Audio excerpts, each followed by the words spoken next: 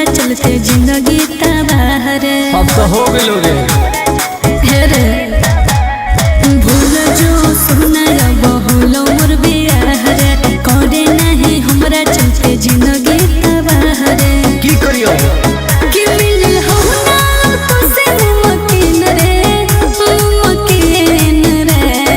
सुन गया कि जब से बन गई तू राजा के दुल्हन गे। अच्छा तब से हो गई हम दारू के शौकीन गे।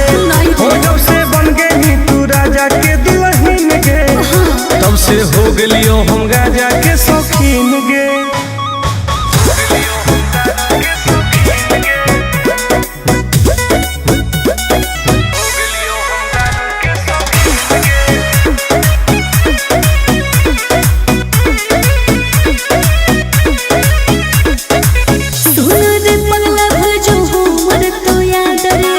करे ना प्यार में तू लाइफ बर्बाद रे।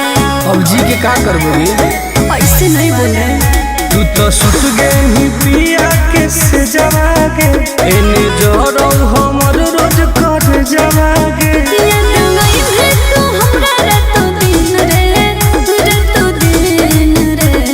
बर्बाद करो रे जब से बन गई तू राजा के दुल्हन गे।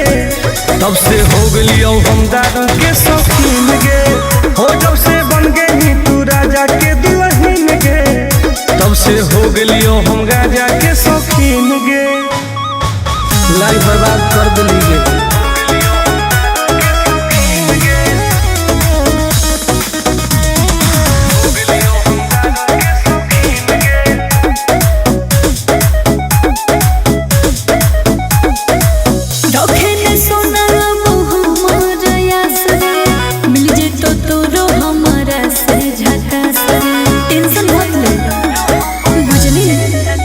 तोरा चलते हम की ना करली होगे। तोरे चलते घरों से पिटली होगे।